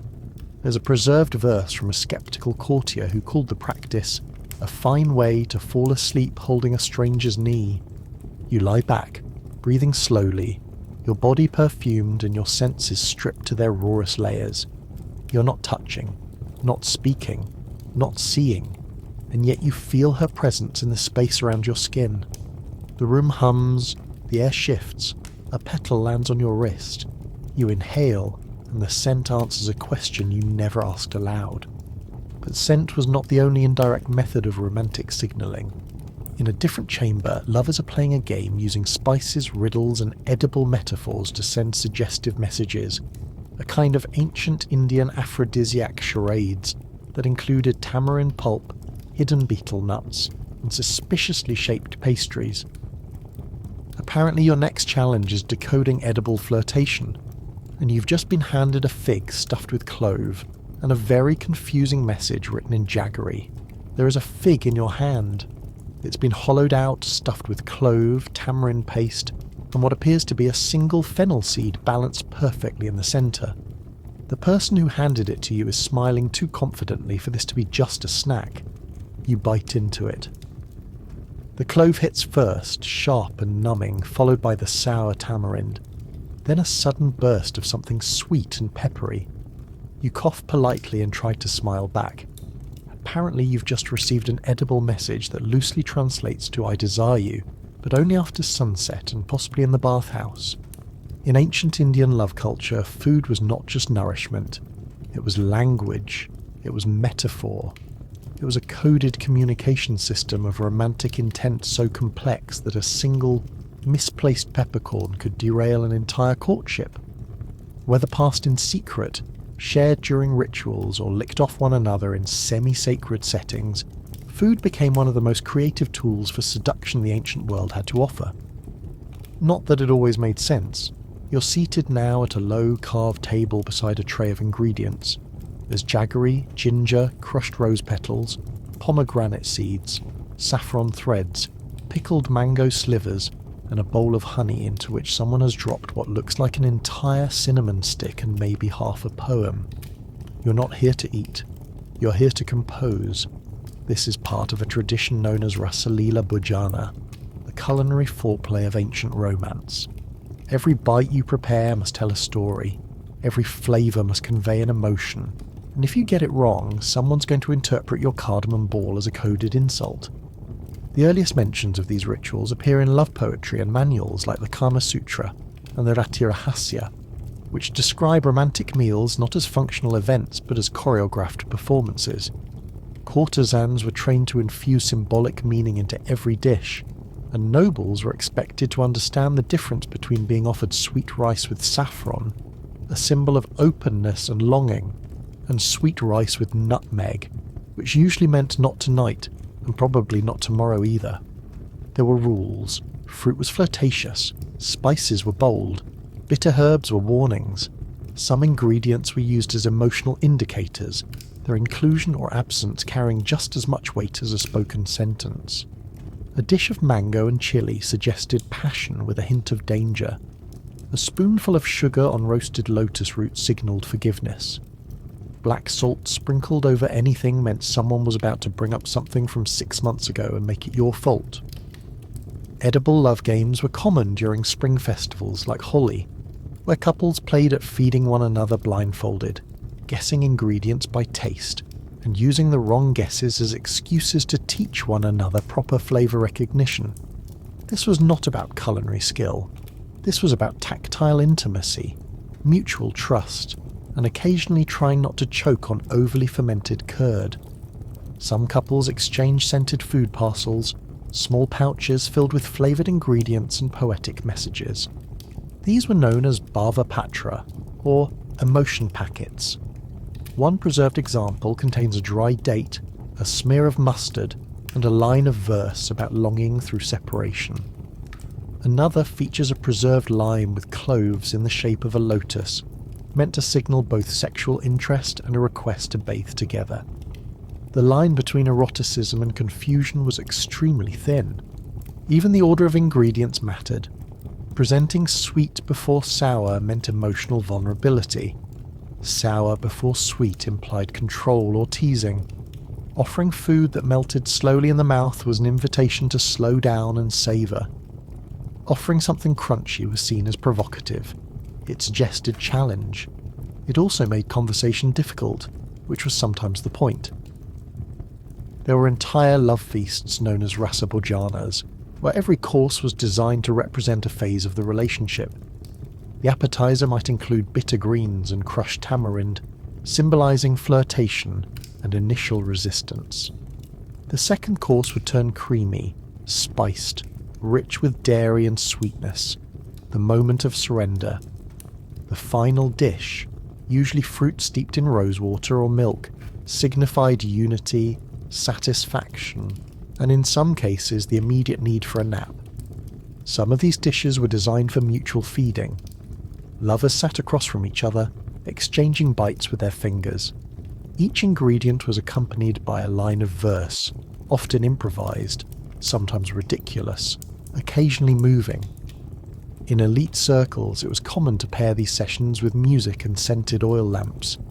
In less formal settings, they occurred under trees, beside rivers, or in the awkward quiet of a small shared room while pretending the neighbours weren't listening. You're now being asked to create your own dish. You mash jaggery with pomegranate seeds, stir in a splash of cardamom milk, and garnish it with a single slice of ginger. You present it with a hesitant nod. Your partner tastes it, pauses, and offers a mild smile. You're told this translates to, "I see your intentions, but your ginger ratio is questionable." Feedback, as always, is part of the ritual. Erotic food wasn't limited to snacks. Some recipes were specifically designed to enhance desire, combining aphrodisiacs like ashwagandha, saffron, clove, and ghee into decadent pastes or custards. These were served warm, often late at night, and were considered part of the seduction strategy. One traditional preparation known as vrishya lehya involved boiling herbs in milk for hours, adding honey, and then feeding it from a shared bowl using a single spoon. If someone refused to share the spoon, the romance was considered functionally doomed. There were also punishments in the form of food. If a lover had wronged you, you could serve them a dish of burnt lentils, oversalted rice, or worst of all, plain unsweetened yogurt. This was the culinary equivalent of sleeping on the floor. One passage from a love manual explains that receiving tasteless food after intimacy should be interpreted as a call for emotional clarification, or perhaps just a call for better seasoning. And in case things weren't strange enough, there were body-based food games. Partners painted symbols on each other using syrups, flour jams, or thickened milk sweetened with jaggery. These edible markings were meant to be read with the tongue. Certain motifs meant yes, others meant maybe. One specific symbol, a looped lotus, was the traditional way of saying, "not now, but you're doing well." Success depended not only on taste, but on interpretive skill and oral patience. You sit now with your partner, both sticky, slightly over-sugared, and half blind from the smoke of a saffron lamp. Your hands smell like rose petals and cumin. There's honey on your elbow.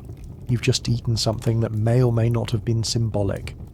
But you've also learned something ancient cultures understood deeply, that pleasure is not only about sensation, but about context, communication, and shared absurdity.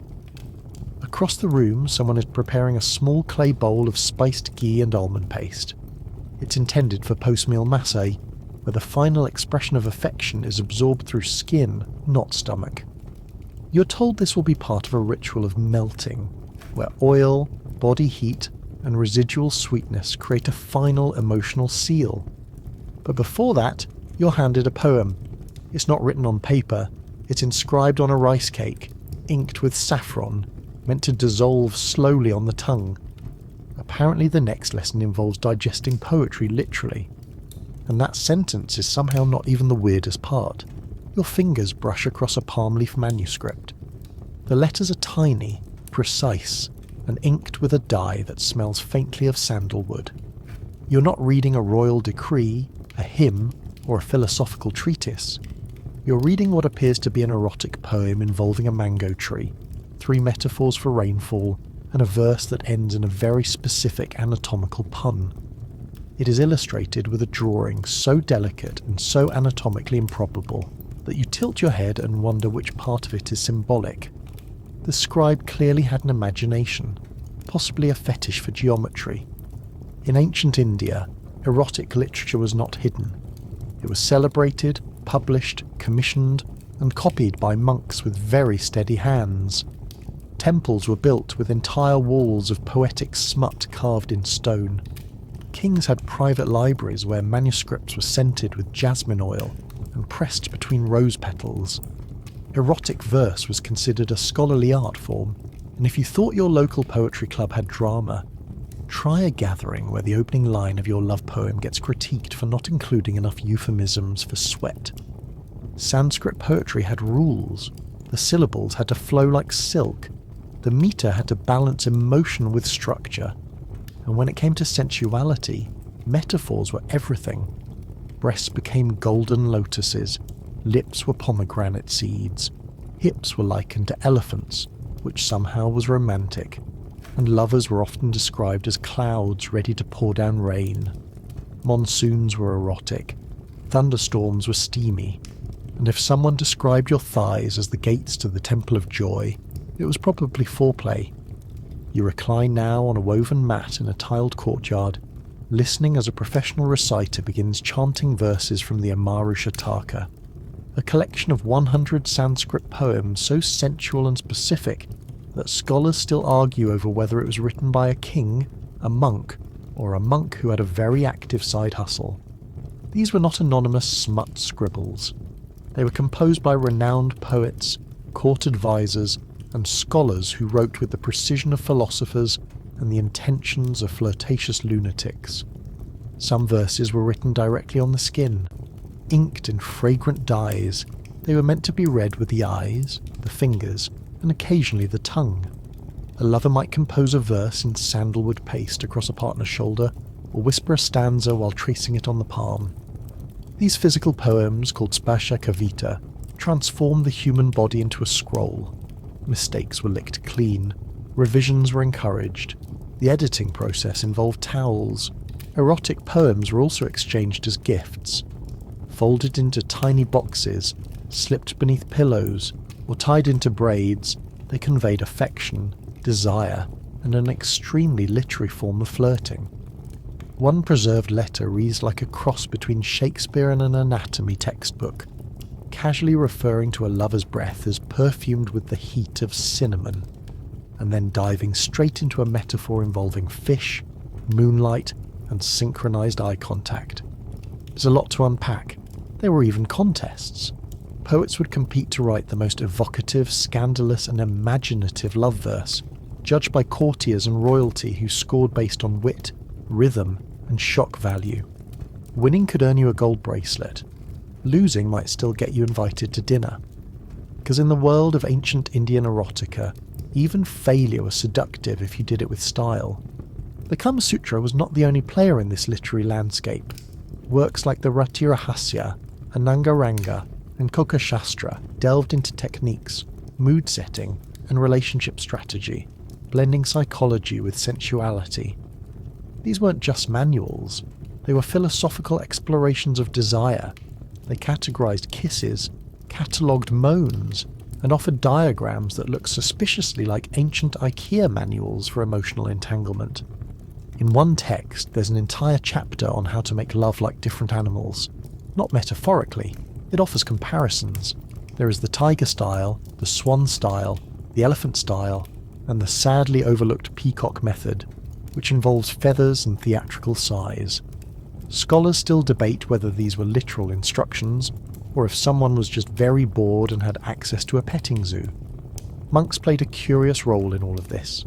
While many monastic orders rejected earthly pleasures, others meticulously copied and preserved erotic texts as part of their scholarly duties. A monk might spend hours illustrating a lover's embrace with the same care he gave to scripture, pausing only to re-ink the brush or adjust his posture. It was holy work, possibly also a side hustle for very lonely winters. Erotic manuscripts were often illuminated with miniature paintings. These illustrations were vivid, detailed, and sometimes wildly acrobatic. They depicted scenes of romance, intimacy, and feats of balance that would terrify modern chiropractors. Bodies were elongated, intertwined, draped in translucent fabrics, and adorned with gold leaf. One painting shows a couple mid-embrace while pouring wine with their feet. The artistic symbolism may be lost to time, or perhaps they were just multitasking. You lean closer to another manuscript. This one is written in Prakrit, the vernacular language of love poetry. The script curves like vines, and the poem describes a moment so specific it reads like a diary entry. A lover watches their partner sleeping, compares their eyelashes to the shadows of a banyan tree, and ends with a whispered promise involving betel nut and a stolen moment under moonlight. It's oddly moving, also slightly creepy. Erotic poetry even influenced architecture. Temples like Khajuraho and Konark are carved with scenes pulled directly from the pages of ancient texts. These weren't hidden corners, they were centerpieces. The idea was not to shock, but to integrate sensuality into the divine. Pleasure was part of life's cycle. Desire was a path to understanding the self, others, and occasionally how not to fall off a chariot during intimacy. You stretch out now beneath a mural of dancing apsaras, their bodies curved into impossible arcs, each holding a lotus and a smirk. Around you, the air smells of ink and oil, the ground warm from the sun. You realise that in this culture, words were not just spoken or written. They were performed, exchanged, painted, sung, and worn. Erotic literature was more than entertainment. It was a mirror, a ritual, a game, and sometimes a lesson on how to describe someone's collarbone in 27 different metaphors. The ink dries, the poem ends, and somewhere in the folds of this ancient manuscript there is a line that translates loosely to this: "In the taste of words may we find each other's breath. In the shape of syllables may we learn to touch. Welcome to the 16th shadowy corridor of ancient Indian sexuality, where we are no longer tiptoeing through temples or peeking under palace silks. We are now diving headfirst into the world of tantric rituals, not the kind your favourite yoga studio hinted at between kombucha breaks. We are talking about the deeply esoteric, sweat-soaked, ash-covered practices whispered in midnight groves by people who believed physical union was the fastest shortcut to spiritual liberation, which in theory sounds beautiful. In practice, it often looked like a muddy collision between a séance, a bonfire, and an orgy planned by someone who failed their hygiene check. Tantra, at its core, wasn't just about sex, it was about transcendence. But unlike the ascetic yogis who starved under banyan trees or stood on one leg for a decade hoping to meet the divine, Tantrika said, "Why suffer when you can just take your clothes off and chant mantras with strangers until your soul escapes through your eyebrows?" Sex, in the Tantric system, was a sacred technology, not a sinful indulgence, which explains why entire Tantric manuals were written with more step-by-step instructions than IKEA furniture. And yes, some of them even included diagrams. Enlightenment was apparently best achieved with precise posture, synchronized breathing, and a very committed pelvic thrust.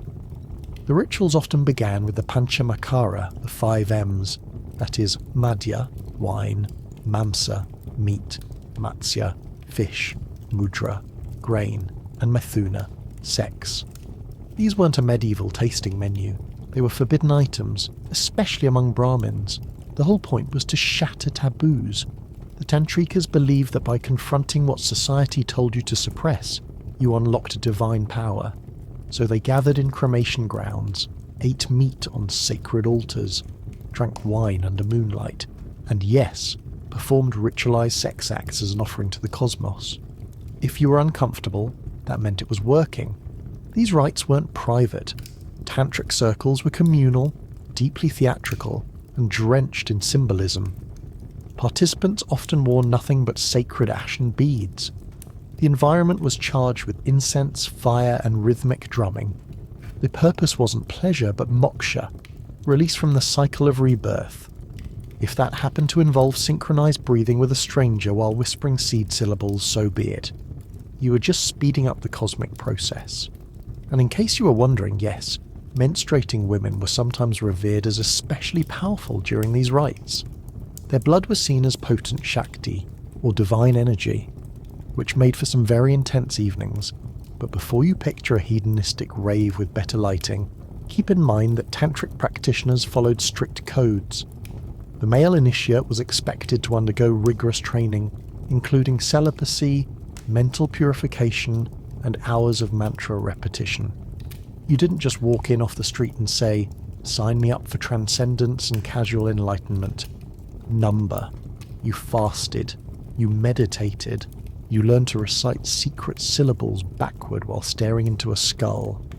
Only then were you deemed ready to, shall we say, unlock the cosmic vault. And even then, it wasn't about climax. It was about control. The act was prolonged, breath-coordinated, and deliberately frustrating. Enlightenment apparently came in slow motion. Tantric art reflects this philosophy. Ancient temple carvings, especially in Odisha and Khajuraho, depict entwined bodies in impossible positions with disturbingly serene faces. These weren't decorative, they were teaching tools, a visual curriculum in cosmic union. The female figure, or Shakti, often dominates the composition, reflecting the central role of feminine energy. She isn't passive, she's the gateway to liberation. The male counterpart, or Purusha, serves as the still axis around which the Shakti dances. Their union represents the dissolution of duality, which sounds poetic until you realise some sculptures are basically spiritual twister with added symbolism. There was also the concept of Mithuna beyond the physical. In certain schools, especially within Kashmir Shaivism, the union was entirely internal. Practitioners visualised the sexual act in their minds. The idea was that real energy flowed not from flesh, but from imagination. If you could generate the same transformative power through visualization, then physical sex was merely training wheels for the astral bicycle. This also made Tantra more socially acceptable among conservative circles who still wanted a fast path to enlightenment but didn't want to remove their loincloths. It wasn't all orgiastic. Some sects, like the Vamachara or left-hand path, embraced the full ritual toolkit, including meat and sex. Others, like Dakshinachara or the right-hand path, focused on symbolic interpretations. For example, Mithuna might involve meditating on a sacred syllable rather than participating in the full sensory rodeo. The divide became so sharp that some scholars argue Tantra split entirely between those who believed in literal ritual and those who thought it was all metaphor. As with most things in ancient India, both were right and also probably arguing with each other while sitting cross-legged in opposing temples. Critics of Tantra, especially in later centuries, accused it of promoting moral decay. This is the historical equivalent of boomers clutching their pearls at rock music, but it's not without reason. As Tantra spread and became less secretive, it attracted imitators. Some gurus used its mystique to manipulate followers. Others bypassed the spiritual components entirely and went straight to the naked bonfire portion. By the 12th century, some rulers banned Tantric sects altogether, citing public indecency, ritual excess, and possibly confusion over who was supposed to be enlightened and who was just drunk. Despite that, Tantra survived. It migrated into Buddhism, especially Tibetan Vajrayana practices, where the rituals were codified into intricate meditations and deity visualizations. The Buddhist version was less about literal union and more about merging with the enlightened principle of the Dakini, or sky dancer. It still kept the erotic imagery, but wrapped it in so many metaphors that you needed a PhD and a strong tolerance for incense to understand it. Meanwhile, in India, Tantra retreated underground, resurfacing occasionally in folk practices, secret lineages, and certain yoga traditions that never made it to your local gym. Today, most modern interpretations of Tantra bear only a passing resemblance to its original form. Westernized versions tend to cherry-pick the sexy parts while ignoring the cremation grounds, the ash, and the months of purification. But if you dig into the ancient texts, like the Kulanava Tantra or the Kalajnana Nirnaya, what emerges is a system of profound discipline, radical inclusivity, and frankly exhausting ritual planning. It wasn't about sex for fun, it was about using the most primal force in human experience as a ladder to the infinite, with a lot of chanting and maybe a goat skull. The forbidden sex habits of Tantric India weren't forbidden because they were perverse. They were forbidden because they were powerful, because they questioned everything polite society pretended not to think about. They put sex back on the altar, not as a distraction from God, but as a direct route to divine union. It was messy, controversial, wildly misunderstood, and utterly fascinating. And if you ever find yourself in a midnight forest with a bowl of wine, a mantra on your lips, and someone wearing only ash asking if you're ready, maybe just say you're here for the philosophy. Now stretch, breathe, and try to process what you just heard. Another day, another deeply unsettling chapter in the history of human horniness. If this made you question the structural integrity of your own mattress, you're not alone. Ancient India was out here choreographing seduction like it was an Olympic event, while you're just trying to find clean socks. If you enjoyed tonight's descent into sensual suffering, be sure to check out the other videos where historical people also made deeply questionable life choices, and let me know in the comments what historical nightmare you want to listen to next. Ancient Roman love potions, Viking bathhouse etiquette, Victorian dating disasters. Your vote might decide what kind of absurd bedtime trauma we explore next.